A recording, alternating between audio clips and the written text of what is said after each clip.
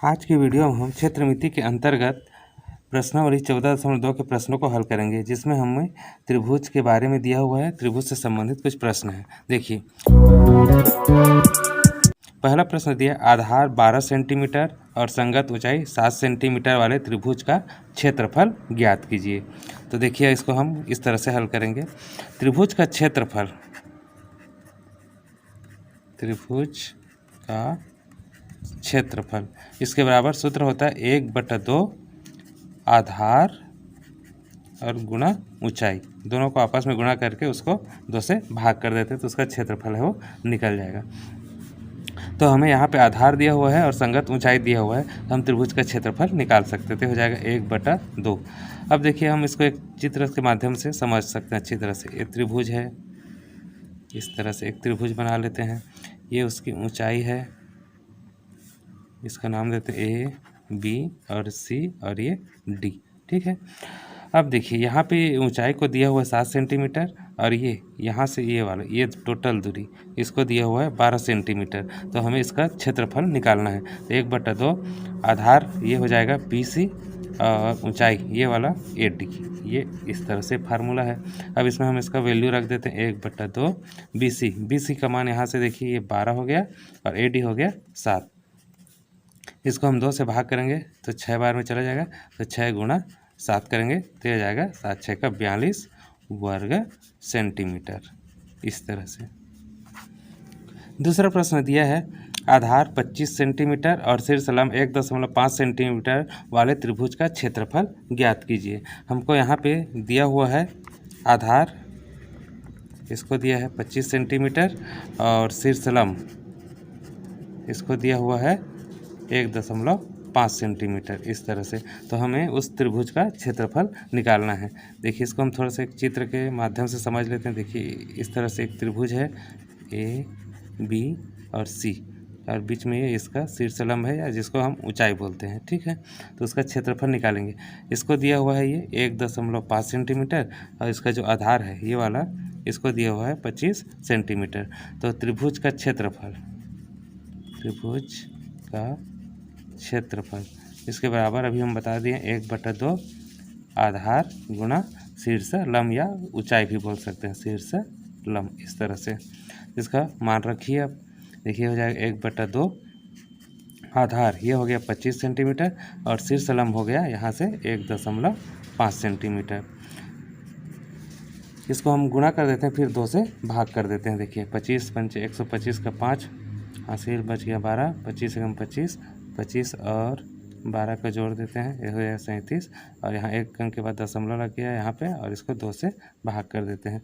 इस तरह से इसको हम भाग करेंगे तो ये आ जाएगा 18 इसको भाग करते थे, हो जाएगा 7 और ये 5 वर्ग सेंटीमीटर, इस तरह से।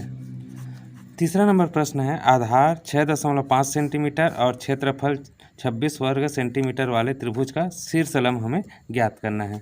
देखिए, यहाँ पे हमको एक त्रिभुज दिया हुआ है। ठीक है, ये त्रिभुज दिया हुआ इस तरह से ए, बी, सी, ये इसका शीर्ष लंब है ए डी। इसमें दिया हुआ आधार ये वाला जो बी सी है भुजा, इसको दिया हुआ है 6.5 सेंटीमीटर और इसका जो क्षेत्रफल उसको दिया 26 सेंटीमीटर स्क्वायर। तो हमें इसका शीर्ष लंब है वो ज्ञात करना है। तो त्रिभुज का क्षेत्रफल जानते हैं, त्रिभुज का क्षेत्रफल इसके बराबर हो जाता है 1/2 आधार गुणा शीर्ष लंब, इस तरह से। चल, इसका क्षेत्रफल दिया हुआ है तो उसको रख लेते हैं, हो जाएगा 26 वर्ग सेंटीमीटर बराबर 1/2 आधार यहाँ से दिया 6.5 सेंटीमीटर। तो हमें शीर्ष लंब है उसको ज्ञात करना है, शीर्ष लंब, इस तरह से। देखिए, यहाँ से 2 भाग है, इधर लाएंगे तो एक गुणा हो जाएगा, 26 के साथ गुणा हो जाएगा तो हो जाएगा 26 गुणा 2 बराबर 6.5 गुणा शीर्ष लंब, इस तरह से।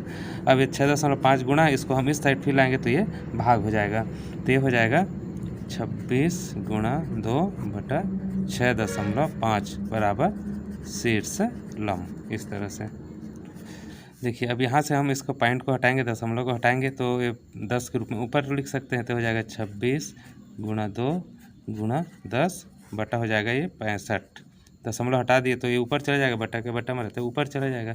अब इसको साल बस करना है। इसको 13 से भाग दे दो, 13 दूनी 26, ये हो जाएगा 13 पंचे 65। इसको एक बार और सालवा करते हैं तो इसके बराबर हमें मिल गया 2 गुना, यहाँ पे ये 2 गुना 10 और उसके नीचे में बच गया 5। 5 से एक बार और भाग कर दो, 5 एकम 5, अरे 5 दूनी 10, तो हमारे पास बच गया 2 गुना 2 गुना 2। इसको गुना करेंगे तो 2 दूनी 4 दूनी 8 सेंटीमीटर, तो शीर्ष लंब आ जाएगा 8 सेंटीमीटर। प्रश्न 4 दिया हुआ है आधार 120 डेसीमीटर और ऊंचाई 75 डेसीमीटर वाले त्रिभुज का क्षेत्रफल निकालना है। हमको यहाँ पे दिया हुआ है आधार और ऊंचाई, तो क्षेत्रफल निकालना है, सीधी सी बात है। त्रिभुज का क्षेत्रफल का सूत्र हम रख देते हैं, त्रिभुज का क्षेत्रफल इसके बराबर आपको बता दिए 1/2 आधार गुना हो जाएगा ऊंचाई, ठीक है।